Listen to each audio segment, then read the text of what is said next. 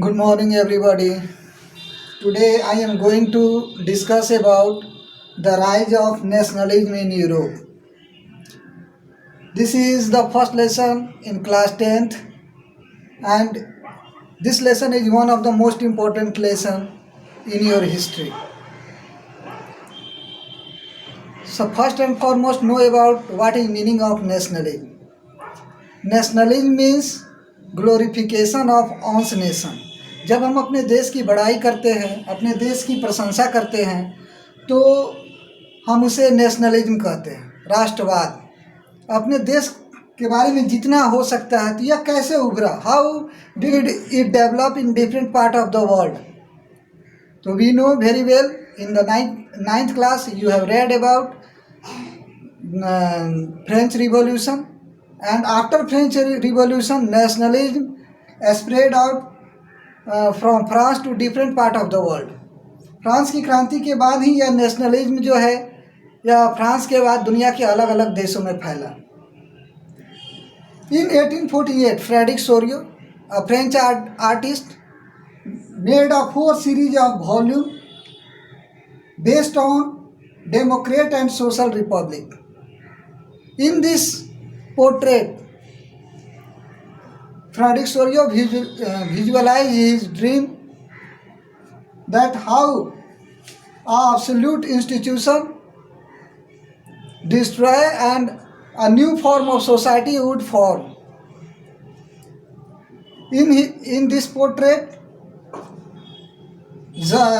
several countries such as America, Britain, Austria were recognized through their national flag. On that time, Germany was not a nation state, but Germany bearing the black, red and gold flag. In this way, he visualized his dream who was going to true in future. And started a vision of nation state.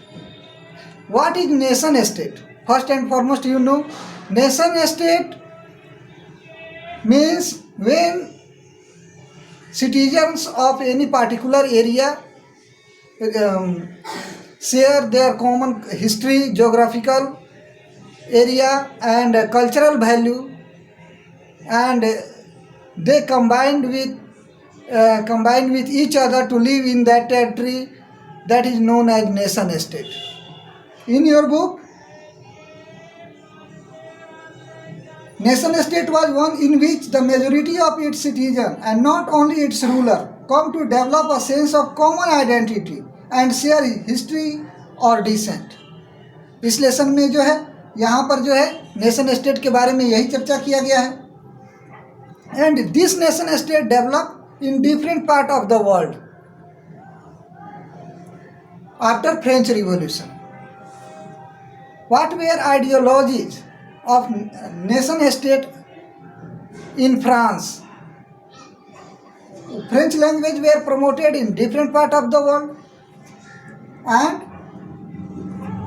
the idea of la patrie and la citoyen means the fatherland and citizen emphasized the notion of united community enjoying equal rights under a constitution. The State General was elected by the formal royal standard. State General was, after French Revolution, State General was removed and the new name National Assembly was formed.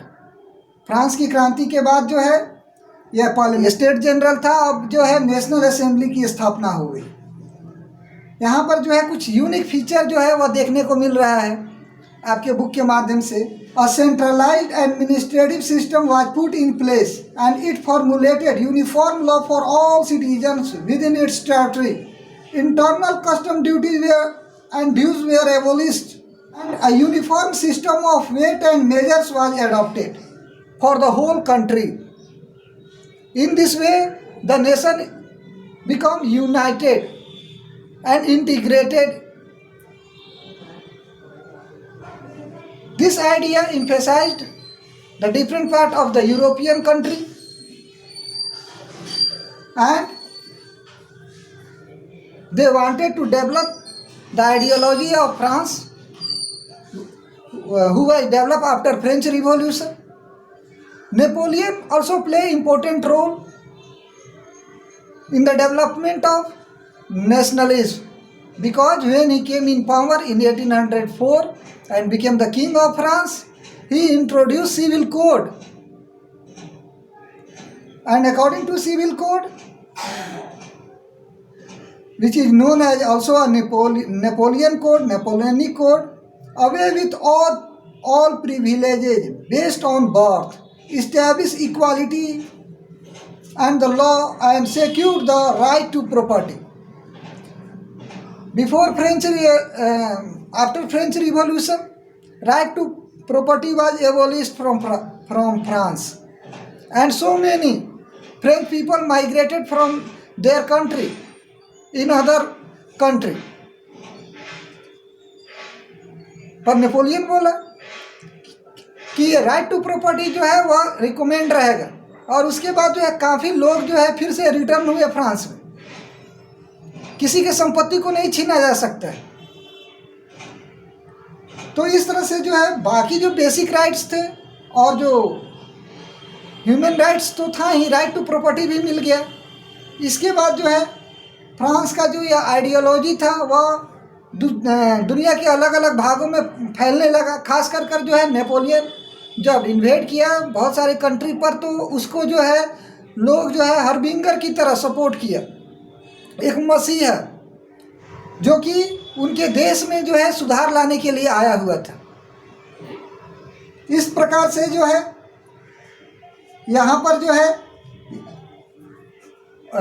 Napoleon जो है दुनिया के अलग अलग भागों में अपने French ideology को डेवलप किया।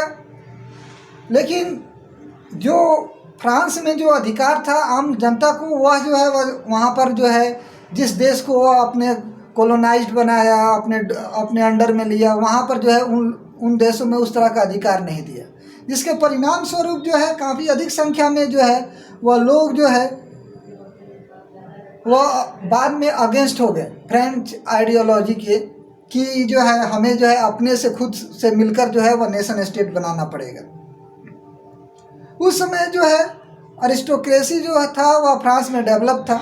बड़े बड़े ज़मींदार टाइप के लोग जो थे, जिनके पास काफ़ी ज़्यादा ज़मीन था, प्रॉपर्टी था, उनका जो है वह संबंध भी जो है उन्हीं के बराबर लोगों में हुआ करता था।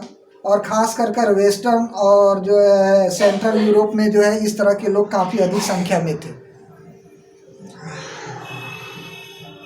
और ये लोग जो थे वह उनकी संख्या काफ़ी कम थी, लेकिन ये लोग भी जो थे वह कुछ लिबरलाइजेशन के पॉलिसी पर चलकर जो है एक यूनाइटेड नेशन के रूप में अपने देश की प्रतिष्ठा को जो है वह बनाए रखना चाहते थे।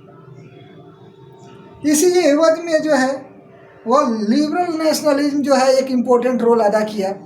यह लिबरलिज्म जो है या वह लिबर्टी से आया हुआ है, और इसमें जो है बहुत तरह का अधिकार का लोग मांग किया। लेकिन इसमें सबसे प्रमुख जो रोल अदा किया है यहाँ पर वह था व्यापारियों का, क्योंकि उस समय जो है एक जगह से दूसरे जगह जब व्यापारी जाया करते थे, जब एक जगह, तो वैसे कंडीशन में जो है वहाँ पर जो है अलग उनका जो है कपड़ा का जो है नापने का सिस्टम अलग होता था, और वज़न का भी सिस्टम अलग अलग होता था, जिसके हिसाब से उनको टैक्स देना पड़ता था।